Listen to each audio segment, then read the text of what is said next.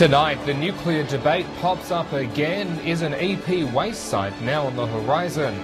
And Greenpeace sets up its own air monitoring amid dust concerns in Port Augusta. This is Southern Cross News with Tim Hatfield. Good evening, but first tonight, safer for kids off the streets than at home. That's the startling assessment from Port Augusta's mayor as the fight against the city's drug and alcohol problems continues. And local services are finding it difficult to monitor the effectiveness of the city's total dry zone with unreliable data from the police and the hospital. Port Augusta has been a total dry zone since 2010, but there are still groups of drinkers ignoring the rules, and the police won't release the crime statistics to let council know if the ban is actually reducing violence at all. And the best way to do that is to have our community's data about whether alcohol or drugs are involved in certain things, and they're just not allowing it at this stage. To make matters worse, changes at the hospital mean staff can only reveal a patient's primary reason for admission, not whether alcohol played a part. The fact that alcohol might have been involved in an injury, the injury is what's recorded. But there is some evidence to suggest since the introduction of the total dry zone, people and parents have taken their drinking inside. Port Augusta's mayor spent a Saturday night on the streets with the City Safe Patrol. What he witnessed has him calling for greater intervention from Families SA. Reality is, when you're out and about, you actually understand that these kids are on the street, because in most cases it's safer for them to be on the street than what it is at home. The town's alcohol management group has developed a new plan to kick misuse to the curb. It's looking at a range of programs which could include something like a cashless welfare card or reducing the opening hours of bottle shops. The group looks at every possible option that is being currently used in other locations around the state to see if they could possibly work here. The group also has an emphasis on the town's services working together to identify problem drinkers. Lauren Rose, Southern Cross News. A nuclear waste dump near Kimber could be back on the cards, with 2 properties nominating to host the controversial site. But Kimber residents will have the final say, with a postal vote to be conducted on whether to proceed. Just when you thought it had disappeared, the issue of a low-level nuclear waste facility near Kimber is back on the agenda.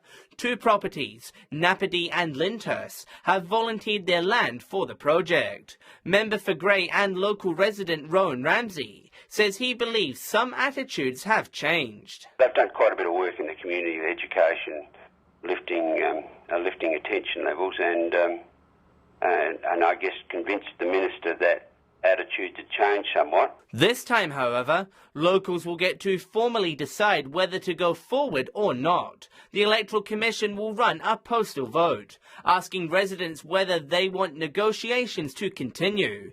Kimber's Mayor Dean Johnson has welcomed the vote. That's something council has pushed heavily for.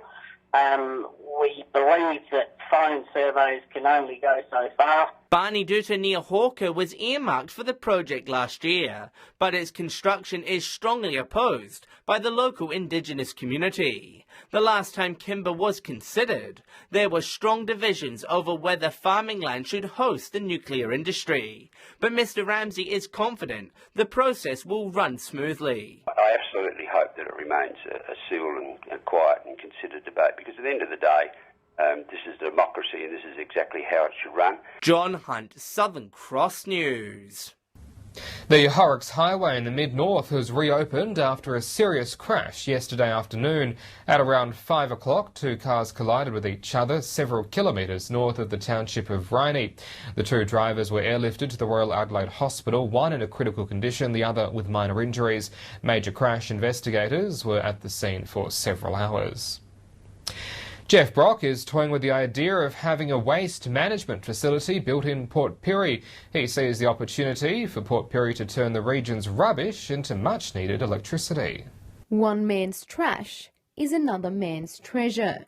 That's how Jeff Brock is looking at regional South Australia's rubbish. He wants to use the waste to create energy. It would then create an opportunity to save councils lots of money. It will also create opportunities for employment opportunities, but the one big thing about it would create energy. Currently, all our waste gets transported down south to landfills, but Mr Brock wants to build a brand new waste facility in Port Pirie. Why are we transporting all of that stuff down there, and especially why aren't we looking at disposing of that in a more efficient way and to actually use it as a form of energy? The plant would create baseload power which would be fed back into homes and businesses. It would have to be very close to a location, to the grid, or into a location which is zoned industrial. But his crusade won't come cheap. It would be in the vicinity of $20 to $30 million, I think. It's a lengthy process to get the facility approved, and Mr Brock wants the public's feedback.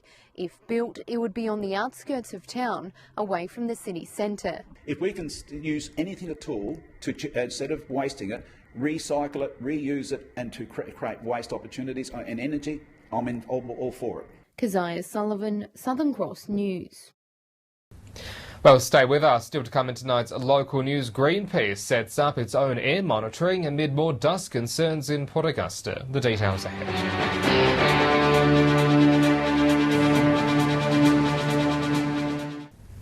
Welcome back. Regional Express says there could be some disruptions across their Sydney and Melbourne networks after grounding of 5 aircraft. It comes after a propeller fell off a plane last week mid-flight between Albury and Sydney. Yesterday's early morning flight from Broken Hill to Sydney was cancelled, but Rex says it hopes to have the planes back in the air in a couple of days. Greenpeace unveiled an independent air monitoring station in Port Augusta this morning in response to the community's fly ash concerns. The environmental activists say the public has the right not to trust the data collected from the existing government-owned equipment. Watching the watchdog, Greenpeace says its new air monitoring station will let the Port Augusta people hold the EPA and Flinders Power to account. And that's something that we found when talking to people when the ash cloud was happening over New Year's.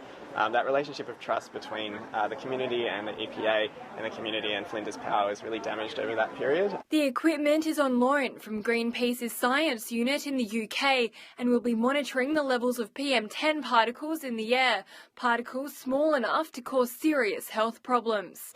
It'll be operated by members of the public, including Matthew Prentice, who worked at the former power station for 33 years.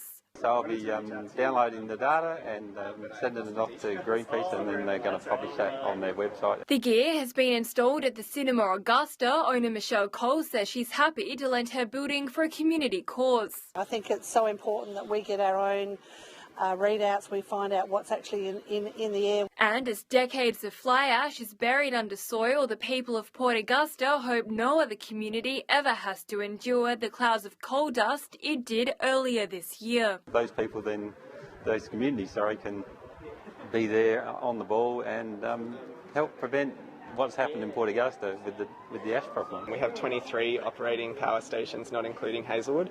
All of these will close eventually, we really need to be planning for safe and just transitions for Australian communities. Lauren Rose, Southern Cross News.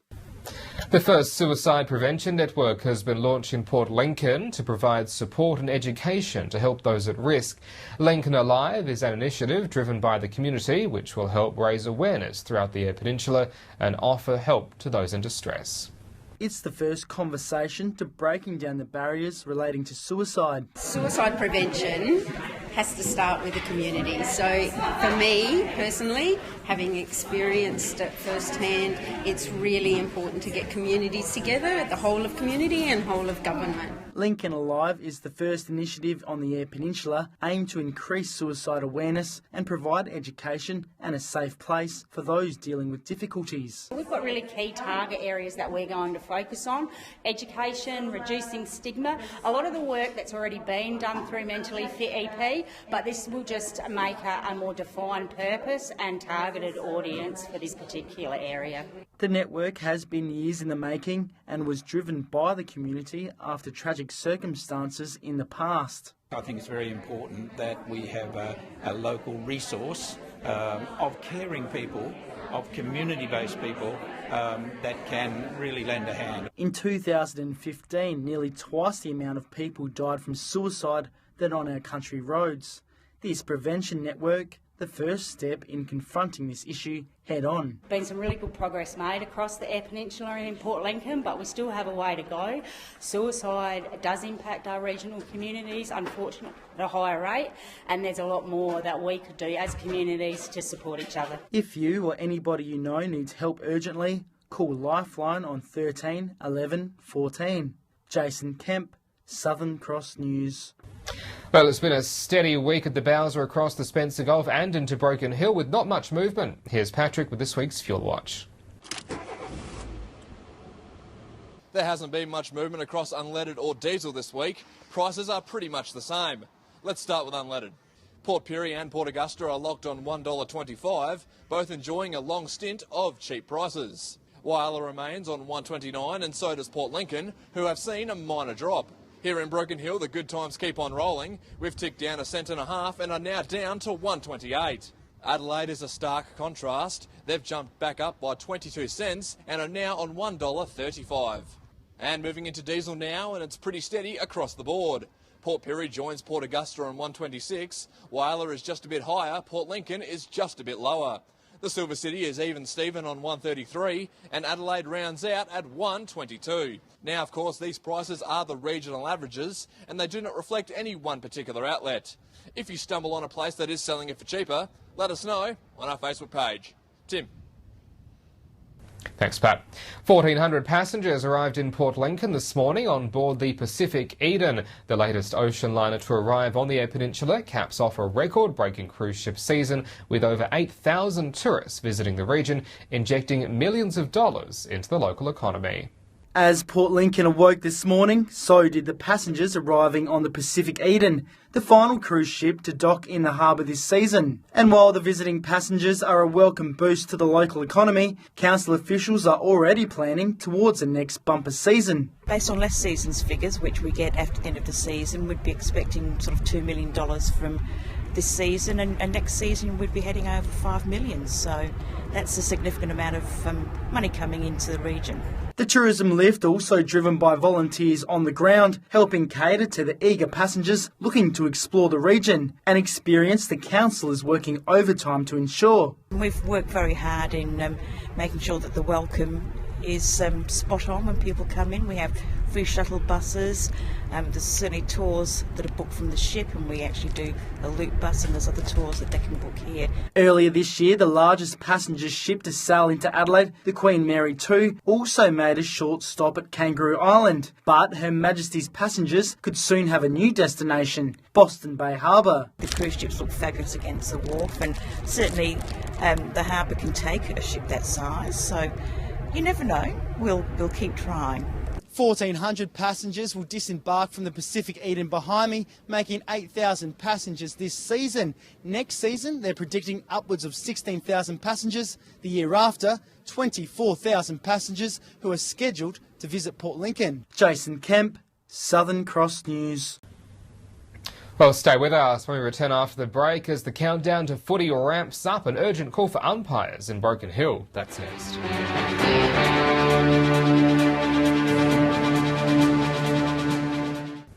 Welcome back. The Far West Health District wants the Broken Hill community to nominate staff for special recognition. The initiative aims to recognise staff members doing a great job in providing quality care for patients. If you've experienced a level of care or service that goes just that bit further than you expected, the Health Service wants to know about it. We really think it's important to show how much we value the staff who do a good job every day, and the consumers who use our health service are really the best people to tell us how well our staff are doing. The call is out to locals to complete a submission. It's all about recognising staff who do good work or go above and beyond when delivering services to the community. So we've got our Innovation Awards ceremony on the 4th of August, so we're recognising staff who've worked on service improvement projects and staff who've been nominated by their peers for excellence in various categories. and also obviously the staff who've been recognised by our patients. And on the topic of good work, the Broken Hill Health Service has once again performed in the recent Bureau of Health Information Report. We certainly have ticked all our goals as far as meeting the Ministry's targets around surgical waiting times and emergency department waiting times. So we're very, very happy with that. Last quarter, the Emergency Department had 5,200 recordings, 1,000 more than the previous quarter. 90% left the ED within 4 hours. Patrick Groenke, Southern Cross News. National Youth Week will begin in 9 days' time, and Whyalla will mark the occasion with a number of events. This year will focus on adolescent well-being, something Whyalla Council believes is important during the city's difficult times. From March 31 to April 9, young people will be in the spotlight as the government marks National Youth Week. Whyalla Council will use the occasion to highlight the work young people do to make the city better. The largest celebration of, I suppose, young people within Australia. And it's just a way to celebrate, I suppose, the diversity and the uniqueness of our young people. The city will mark the week with two major events. A free concert will be held at the Left Hand Club on Saturday, April 8. And on the Sunday, Fair Go will be held in Civic Park as a mini Whyalla show, with rides, food, drink and other activities. I suppose at Council what we're trying to do is we've actually put on quite a few free events for young people to engage with, and this is just another step in the right direction. So this year's event has been titled Youth Thrive, with each local celebration to focus on young people's well-being. Dealing with mental health for young people, it is really important that we foster, activities for young people to be able to gain some support. John Hunt, Southern Cross News. An umpire shortage in Broken Hill has the local footy league worried about the upcoming season. Many of last year's umpires have hung up the whistle, and it leaves the competition struggling to fill the void. For coordinator Shane Chapman, an umpire undersupply is not a new thing. Yeah, we're short again. I know people will say, here we go again, but we just continually lose umpires and we're not getting the numbers to replace them. If new refs can't be found, the responsibility will go to the clubs to supply boundary umpires for across all grades and field umpires for under 13s and 15s. It's a really great thing to be umpiring. It's the next best to playing. You walk off at the end of the day knowing you've had a good game, same as players do, and vice versa. You know when you've had a bit of a bad one, and it brings you back the next week to try to improve. It's a good way of keeping fit and gives you a front row seat to the local footy action. There's also a financial incentive to get on board. At the end of the day, it's cash in hand, something all youngsters are after. The kids can get anywhere from $30 in B grade up to $100 to do an A grade field. That's paid at the end of the day. The umpires train at Jubilee Oval Monday nights at 6 o'clock. Anyone's welcome to come down. We're not going to throw you in the deep end. We've got the 13s, we've got the 15s. You can have a run around. Obviously, if you've got an ex-player, they're going to fast track through really quickly. So they're the sort of people we need. Patrick Groenke, Southern Cross News. Well, stay with us after the break. A look at the local weather for the rest of the week.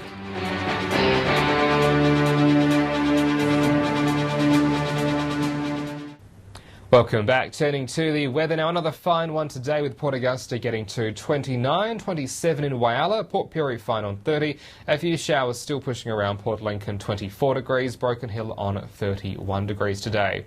On the national satellite image, it shows our region mainly clear of any cloud cover in the wake of a low now moving east. Out on the Gulf waters, the winds to 15 knots and southerly, seas to 2 metres to the southwest. Sunrise is at 7:23 tomorrow morning. So looking like a fine day for tomorrow, 32 in Port Augusta and 28 in Whyalla, Port Lincoln with 25, 31 for Port Pirie and over in at Broken Hill as well. And then into Friday, we're still looking fine, 27 in Port Lincoln, 30 for Cleve and 33 in Woodner, much the same over the weekend.